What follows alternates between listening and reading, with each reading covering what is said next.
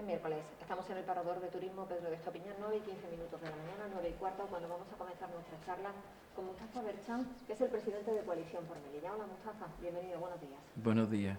También saludo a mi compañero de informativos, a Ventura García. Hola Ventura, buenos días. Buenos días.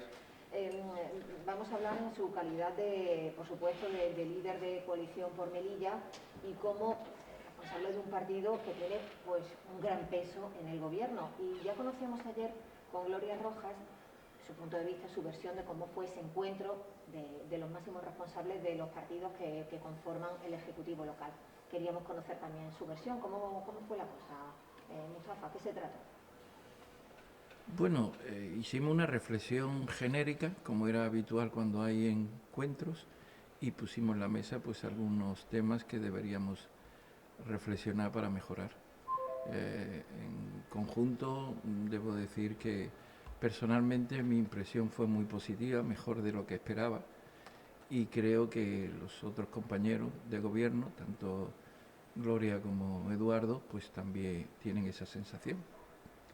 En principio eso es muy bueno porque ante esta situación donde parece que la oposición está interesada en mostrar una imagen totalmente distinta, pues a la ciudadanía le viene muy bien que realmente pueda percibir la realidad de los que tienen la responsabilidad de gobierno y no la pseudo realidad que se quiera pintar desde la oposición.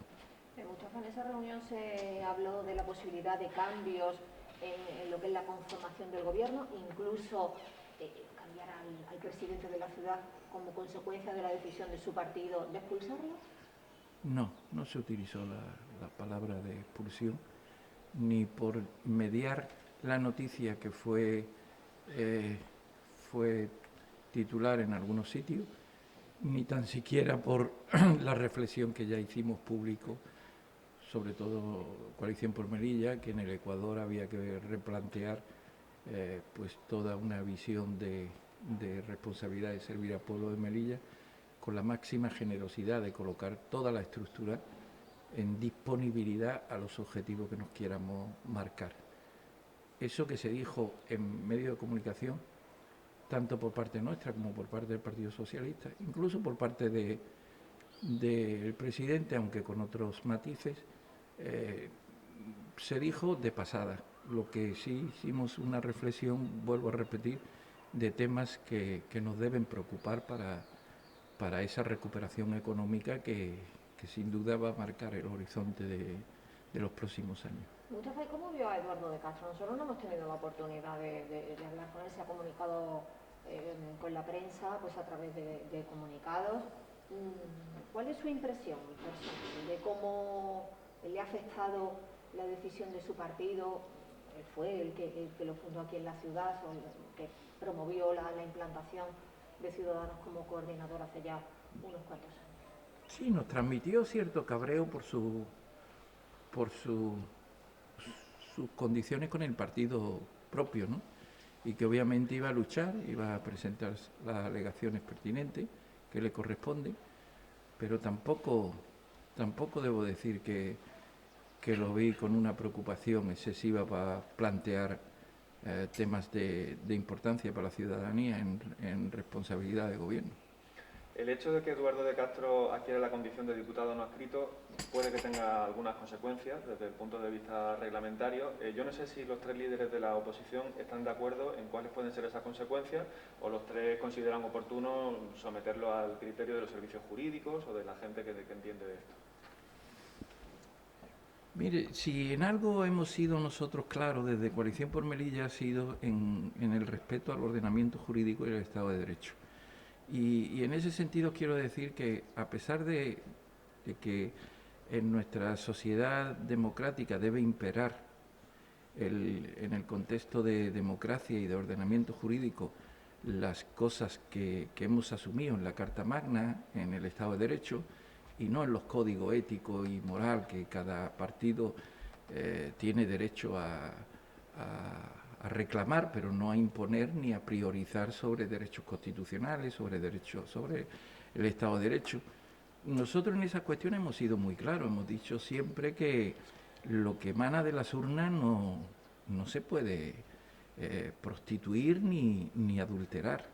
En este caso, la noticia, tal como se produjo, expresaba claramente un desprecio a los derechos constitucionales y un aprecio a los códigos éticos interesados en cada momento en proclamar por una formación política ante una circunstancia concreta. Por ejemplo, Ciudadanos proclama esto ahora en plena campaña de Madrid, con una intervención muy clara de la Junta de Andalucía.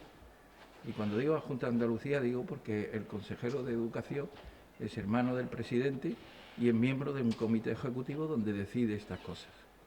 Por lo tanto, esas cosas que pueden permitirse en democracia no deben desplazar a lo esencial, que son las decisiones que emanan de las urnas y de la voluntad de los pueblos, independientemente de que haga buena gestión o mala gestión. Ese es otro cantar y otra reflexión que hay que hacer.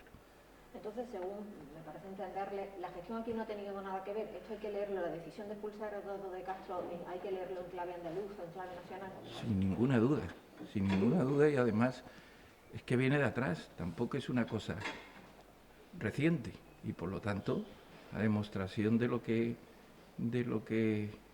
la carga política que tiene está en cómo se acontece, ¿no? ¿En ese encuentro no se habló de la incorporación de Cecilia González al gobierno? No, hablamos en términos genéricos de la estructura del gobierno, de la estructura técnica del gobierno, de los objetivos que hay que marcarse, de las áreas que hay que reforzar que no se comunican bien, del calendario que tenemos que hacer, de todas estas cuestiones, obviamente en términos genéricos, y por eso le digo que la sensación mía personal fue más positiva de lo que esperaba.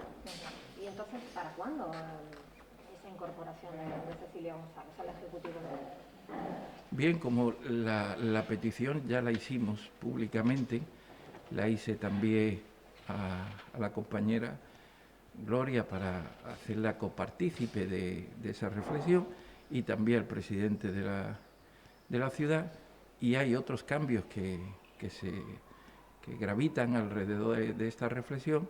Lo que vamos a hacer que en los próximos días, semanas se produzcan.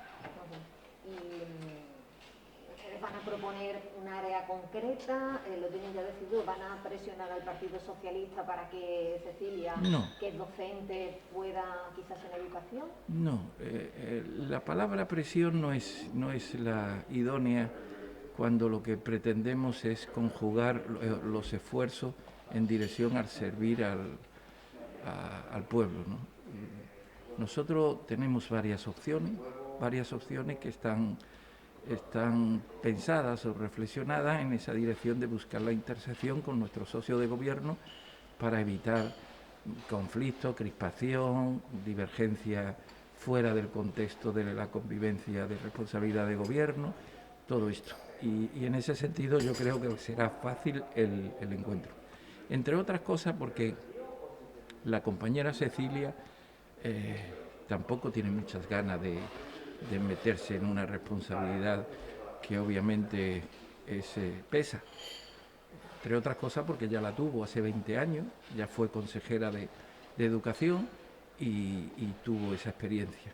Sí tiene ilusión, obviamente, en dejar su impronta en este desafío de servir al pueblo de Melilla en un momento histórico en el cual hemos cambiado un rumbo de 20 años y que pensamos que no solo es positivo, sino que nos llevará a buen puerto. Mustafa, ¿pero tienen claro ya si sería crear una nueva consejería o integrarse en alguna de las que ya hay? No, tenemos claro que el Consejo de Gobierno debe definirse en un área de las que hay, pero en el rango de consejería. ¿Por qué? Porque hay consejerías que están tienen mucho contenido y no solo tienen mucho contenido, sino que también tiene una estructura técnica muy raquítica. Eso al final pues deriva en que el servicio deseado a la ciudadanía pues llegue con tardanza, ¿no? En caso de que Eduardo de Castro no terminase este mandato siendo presidente de la ciudad, por cualquier motivo, ¿Coalición por Melilla estaría dispuesta a renunciar de nuevo a la presidencia de la ciudad a pesar de ser el partido mayoritario del tripartito con 8 diputados? Porque recordemos que ya renunció en 2019 a presidir la ciudad. Sí, mire, si yo le hago una reflexión en base a la memoria histórica y a la vida política de CPM, le diré que si algo ha caracterizado a Coalición por Melilla ha sido que siempre que hemos tenido una oportunidad de mostrar a la ciudadanía ambición por estar, con ambición por servir, siempre hemos preferido lo segundo, porque pensamos que al final el ciudadano es lo que premia o es lo que espera, ¿no? Entonces, en ese sentido, yo creo que lo que toca siempre es hablar de proyectos. ¿Qué es lo que queremos hacer y llevarle a los melillenses? Y después viene la consecuencia. ¿Quiénes son los mejores gestores para conseguir esos objetivos? En eso estamos nosotros, ¿no? No estamos en la conveniencia o en las circunstancias políticas que puedan conllevar a cambiar un presidente por otro, ¿no? Tenemos varios columnistas en Onda Cero, uno de ellos es José Mejías, lo conoce perfectamente, amigo y compañero, con ustedes en Coalición por Melilla, y hablaba ayer precisamente en una columna en la que analiza siempre la actualidad política de la necesidad de que Eduardo de Castro se sometiera a una moción de confianza. Por otro lado, muchos ciudadanos a través de saber que ahora a través de las redes sociales la gente se expresa pues muchísimo en todos los medios de comunicación y en otras plataformas. Se habla de la necesidad de unas elecciones anticipadas, aunque no tenemos la capacidad jurídica como ciudad autónoma, el presidente no tiene de disolver la asamblea y convocar nuevas elecciones. ¿Algo de esto se ha barruntado un poco entre los socios de gobierno? No, yo creo que son dos planteamientos interesados para conducir la reflexión a un puerto también interesado, que no es otro que el cambiar el gobierno. Se puede plantear cambiar el gobierno en base a la gestión o a los referentes del objetivo que nos hemos marcado. Eso es digno y hay que respetarlo. Lo que no se puede respetar o elevar a reflexión política son algunas cuestiones que no tienen sentido. Por ejemplo, elección anticipada. He leído tan solo en una editorial alguien que ni siquiera es español que propone elecciones anticipadas y que eso se eleva a titular. Bueno, pues la prensa es libre y nosotros respetamos obviamente todo lo que se diga, pero también tenemos la responsabilidad de ubicar en su justa medida las noticias. Moción de confianza. La moción de confianza del presidente la tiene todos los días. La moción de confianza no es otra cosa así que los que conforman ese gobierno tripartito confían en su cargo de presidente o no, en tanto en que dure, tiene una moción de confianza permanente día tras día. Otra cosa es, bueno, impregnar la reflexión con cierta dosis de demagogia. Llevamos 2 años de legislatura y me gustaría que nos confiara o nos confesara si realmente está resultando más complejo de lo que preveían o se imaginaban que gobernar iba a ser tan difícil. Mustafa. No, yo sé que es por experiencia que es difícil y sé que pesa mucho la responsabilidad y sé que la presidencia de la ciudad pues no solo es la primera autoridad de la ciudad, sino que además debe asumir que los problemas de la ciudad deben preocuparles y ocuparle al gobierno y al presidente. Y eso sin duda conlleva a que la vida no es fácil, la vida política del día a día no es fácil. Si lo que me pregunta es si ha valido la pena en estos 2 años, en referencia a esos 20 años de atrás, sin duda la decisión de cambio ha sido muy positiva para la ciudadanía, muy positiva. Y esto no es una afirmación vacía de contenido, es decir, nosotros desde CPM, que siempre hemos tenido vocación de debate y de confrontar las ideas, siempre hemos desafiado a la oposición poder medir esto.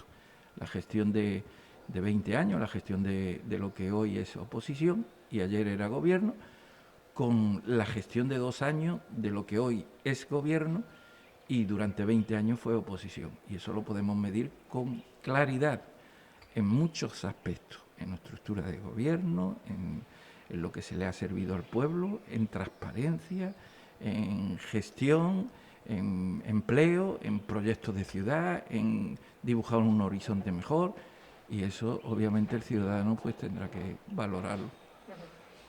Volviendo un poco al encuentro que mantuvieron el otro día, no sé si planteó, recriminó un poco a Gloria Rojas el hecho de que no asistieron al Consejo de Gobierno extraordinario convocado por el presidente. Ni lo mencionamos, porque yo tengo entendido de que no estaba en la ciudad. Tengo entendido, quizás me haya equivocado, pero ni lo mencionamos.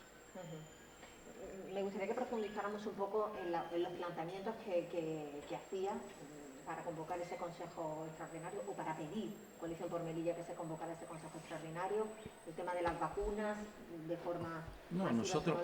nosotros hicimos una rueda de prensa de partido y exteriorizamos dos ideas políticas que nos preocupaban.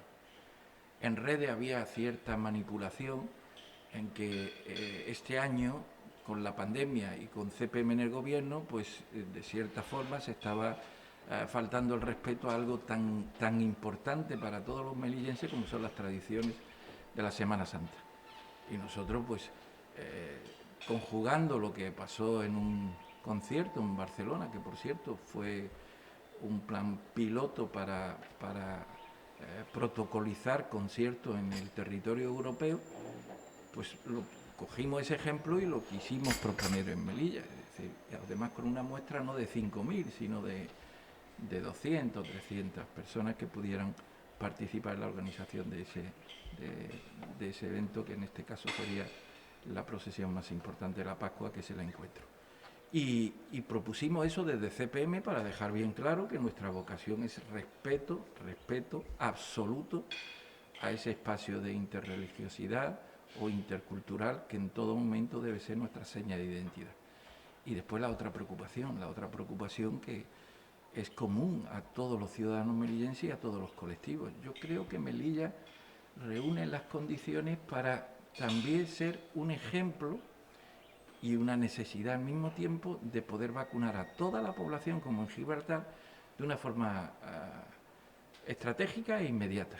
Somos 85.000 ciudadanos aproximadamente, y haciendo un cálculo entre la población infantil que no requiere vacuna, entre los vacunados y entre los inmunizados, pues podíamos necesitar entre 40 y 45.000 vacunas que se pueden colocar prácticamente en 3 semanas, un mes, y que prácticamente eso crearía el mejor caldo de cultivo para una recuperación de una de las comunidades autónomas con menos tejido productivo, con menos yacimiento y con menos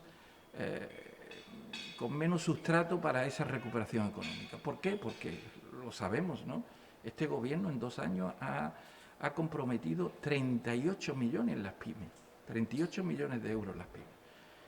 Por lo tanto, es una idea que por lo menos debe invitar a pensar de que quizás sea momento de decirle al gobierno de la nación, que es el gobierno de todos los ciudadanos españoles, que no se puede tomar una medida por igual porque no todos somos iguales.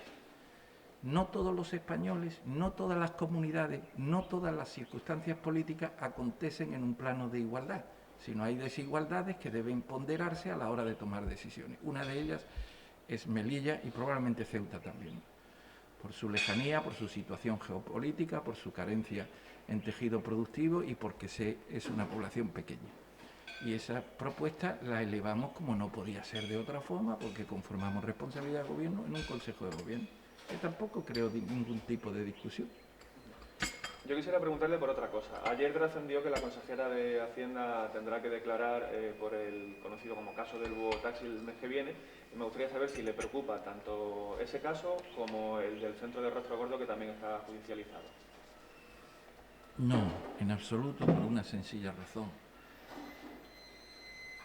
Nosotros, con todos los matices, entre comillas, que hay que tener en cuenta en esta ciudad a la hora de hablar del ordenamiento jurídico,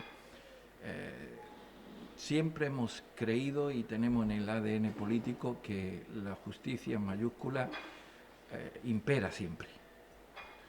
Quizás al principio da la impresión de que pueda estar manipulada, puede tener un sentido contradictorio en que algunos procesos se mueven con mucha rapidez y otros no, Pero al final las cosas se sitúan en su justa medida, porque además no podíamos pensar otra cosa, sería nefasto a la hora de comprometernos con los valores de nuestra Carta Magna. Quien realmente se interese por lo que es el caso del búho taxi o de la Purísima o del Rastro Gordo, verá que no tiene ningún sentido, verá que no hay ningún sustrato, pero ningún sustrato. Por ponerle un ejemplo claro en política al menor, la Oficina del Defensor del Pueblo, que es la oficina más sensible para estos temas dentro de la estructura de nuestro país, ha felicitado a este gobierno por la labor que hace y que ha hecho con el tema de menores. Por ponerle un ejemplo muy claro, hasta hace poco tiempo hemos tenido niños que se han muerto en centros de menores gestionados por el Partido Popular, no a consecuencia de la gestión del Partido Popular, pero es una realidad que ha acontecido. Entonces, nosotros lo que hemos hecho no ha sido otra cosa que dignificar y darle la importancia que tiene a los acuerdos internacionales en la política del menor. Y tanto la Fiscalía como la Oficina del Defensor del Pueblo tienen que ponderar eso. ¿Nosotros tenemos que estar preocupados por esto? Todo lo contrario, tenemos que estar orgullosos. Y en el tema de pandemia con el búho taxi, pues la gente debe saber que esa fue una medida para que la protección de los ciudadanos, conjugando las fiestas patronales, pues no pongan en riesgo la salud, ¿no? Es una de las medidas más que se hizo, que además es miserable a la hora de dosificar en gastos, ¿no? Porque algunos taxistas creo que cobraron 160 euros, 160 euros en toda una semana, pero también en un procedimiento escrupulosamente transparente y legal. Volviendo al tema de los menores, cuando Coalición por Melilla estaba en la oposición fue especialmente crítico con el Partido Popular por la gestión de los menores. En reiteradas ocasiones se hablaba desde su formación política de la necesidad de devolver las competencias. Claro. ¿Qué gestiones han hecho en ese sentido? Porque ahora que están en el gobierno no se les oye hablar tanto de devolución. Yo le agradezco la pregunta porque en política es muy importante mantener lo que se dice en el pasado y nosotros en ningún momento hemos escapado de esa reflexión. Dijimos que en el tema de menores hay 3 escenarios o 3 fases. La primera fase era heredar esa responsabilidad que teníamos de dignificar la atención al menor, en tanto en que recuerden ustedes que en un centro pues había más de 900 niños, donde se le impedía al parlamentario europeo y nacionales entrar a ver las condiciones, donde se filtraron algunas escenas vergonzosas de cómo estaban acogidos en el suelo, compartiendo un colchón 3 niños, en unas condiciones de inseguridad tremenda. Y esa primera fase la hemos hecho, se ha dignificado, le hemos pasado al Fuerte Rastro Gordo para diluir la atención al menor de forma digna. Ahora ya se han vuelto en tanto en que se está asumiendo que el número de niños puede permitir una asistencia más acorde a la normativa de la ley del menor. Una segunda fase que obviamente es el relevo en base a los contratos de adjudicaciones que hay. El relevo no, cuando hablo de relevo digo los procedimientos salir a concurso de los dos colectivos, el de reforma y el de la atención del menor, y en dirección a un proceso de formación integral que nunca se ha hecho.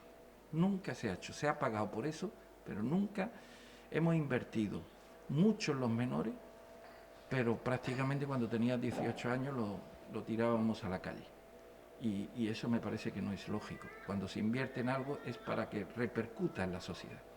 Y la tercera fase, que es la que usted plantea sin ninguna duda, es hacerle ver al Gobierno de la Nación, cosa que ya empiezan a ver, que estas competencias no son razonables que sean gestionadas por la Administración local de Melilla o por la Ciudad Autónoma de Melilla, una ciudad con pocos recursos, donde la densidad demográfica es mayor que en el mayor sitio del territorio de nuestro planeta, que es Gaza, en Palestina. si en Melilla.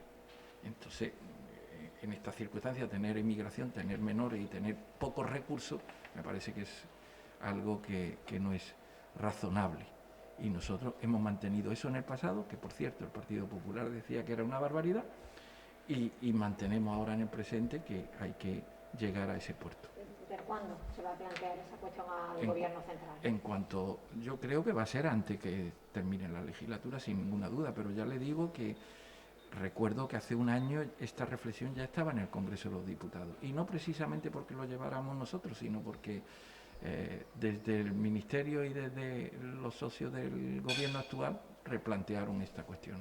Mustafa, respecto, ha hablado de los menores que están en los centros de acogida, pero yo creo, vamos, es una impresión muy personal, que en cuanto a los menores de la calle, es que poco eso, ha cambiado la cosa respecto a cuando estaba el Partido Popular gobernando. Es que eso es lo que le he querido decir cuando le he dicho que hasta ahora se ha invertido mucho en los menores, pero no ha repercutido en lo que es un plan estratégico integral de formación y de repercutir en beneficio en la ciudad. Es decir, un menor que se le acoja con 18 años, a los 18 años tenemos que saber qué se le hace a ese menor, entre otras cosas porque la ley te compromete hasta los 21 años.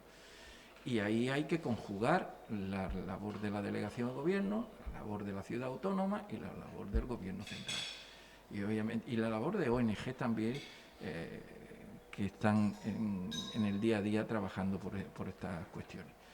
En ese sentido, es una asignatura pendiente, pero que hemos avanzado mucho, hemos avanzado mucho. Es verdad que ahora se ven, pero no deja de ser menos cierto que hay unos educadores de calle que están ocupándose precisamente de integrar a esos menores en los centros en la situación tan preocupante como es la de la pandemia. A mí me gustaría cambiar de nuevo de asunto y preguntarle si sigue trabajando para presentar recursos ante el Tribunal Constitucional o incluso ante Estrasburgo por la sentencia del voto por correo. Si sigue usted dispuesto a que se haga justicia hasta el último momento. Sin ninguna duda. Yo dije que hay un imperativo de mi conciencia que me llevaba a trabajar mucho más en este escenario que antes. Tenía tengo tres frentes abiertos que en su momento no tenían. O sea, el que apunta trabajar en los recursos del Tribunal Europeo de Derechos Humanos y en el recurso del Tribunal Constitucional y obviamente en el cumplimiento de la sentencia, que estoy cumpliendo escrupulosamente la sentencia como marca el auto. Y a partir de ahí yo quiero dejar bien claro al Partido Popular que les preocupa que yo hable o opine o asuma responsabilidades de política. Quiero dejarle bien claro que eso ha sido un imperativo, no una voluntad mía. Yo no soy diputado porque a mí me han echado de ser diputado un auto judicial, no por mi voluntad. ¿Qué quiero decir con esto? Que no voy a dejar el calendario político, ni decir las cosas que tengo que decir, ni las responsabilidades políticas que tengo que asumir que no sean incompatibles con el cumplimiento de la sentencia. En ese sentido, se me abre otro frente, que es el aspecto político de partido, y como no, el de coordinar desde el partido los objetivos programáticos que tenemos con la ciudadanía. Precisamente en clave de partido, me gustaría saber si desde el primer momento, desde que se supo que la sentencia era prácticamente firme, ha sentido que tiene el apoyo de toda su formación, de toda su gente, y después, aunque imagino que no me lo va a decir, no me va a decir el nombre, si tiene ya en la cabeza el nombre de la persona que podría liderar la lista de coalición por Melilla en las próximas elecciones. Queda mucho todavía, pero no es que no se lo pueda decir, es que yo creo que no se debe hacer eso. No se debe hacer eso, sobre todo cuando se tiene tanto que recordar y tanto que tener en cuenta que se ha apostado por un proyecto político. No puede el proyecto político derivar en una herencia política. Yo he estado 25 años, cuando toque, que yo me voy a presentar a las próximas elecciones, obviamente habrá unas elecciones libres en la militancia en base a elegir al nuevo candidato, pero no es que el presidente vaya a decir el que debe seguir. ¿Elegirá la militancia al candidato? Hombre, como tiene que ser aquí en CPM y como debe ser en todas partes. Yo entiendo que eso no ocurra en otro sitio, pero aquí debe ocurrir porque sería, para mí, sería la última expresión de satisfacción en un camino donde hemos invertido mucho sacrificio. Pero lo que sí también quiero decirles es que nunca he tenido más ganas de liderar un proyecto político y de alcanzar unos objetivos políticos como en estos momentos. Por eso vamos a celebrar un congreso en unas circunstancias difíciles, donde queremos garantizar la máxima participación en la elección del nuevo presidente de Coalición por Melilla y donde yo me voy a presentar como candidato. ¿Hay fecha ya? Sí, fecha aproximada, en torno a entre 3 y 6 meses. Entonces sería la primera vez que se diera la circunstancia de que el candidato a la presidencia de la ciudad sería una persona y el líder de la formación sería otra. ¿No dejaría usted paso a otra persona en la presidencia del partido, Mustafa? Es un imperativo, claro. Es un imperativo. No, me refería a que Hombre, si yo me... dejara pasar a otra persona en la presidencia del partido. No, fuera el claro. candidato. Vamos a ver, en unas elecciones libres para elegir al candidato de la presidencia, cualquiera, según los estatutos, bueno, cualquiera con unos mínimos requisitos, se pueden presentar. Obviamente no debo esconder que en mis reflexiones diversas para asumir este nuevo desafío está impregnada por una necesidad y una insistencia de mis compañeros de decir que en estas situaciones no cabía echar un paso atrás, sino todo lo contrario, ¿no? Y bueno, cuando tus compañeros te lo piden, aparte de lo que tú puedas pensar, tiene una doble responsabilidad. ¿Pero se lo planteó en algún momento Sí. dar un paso atrás? Sí. Y fue precisamente por el apoyo, el respaldo de la gente por lo que no lo hizo. Sí, sin duda. No solo por eso, sino porque se pudiera interpretar que ese paso atrás no era una generosidad, sino otra cosa. Lo tenemos que dejar aquí, que ya no tenemos tiempo para más. Muchísimas gracias a Mustafa Burchan por habernos acompañado. Mucha suerte. A vosotros. Bueno, pues nosotros aquí nos despedimos, dejando paso a la música, ya saben, más de una canción con Borja Infante. Que pasen una feliz jornada. Bueno. 32 minutos.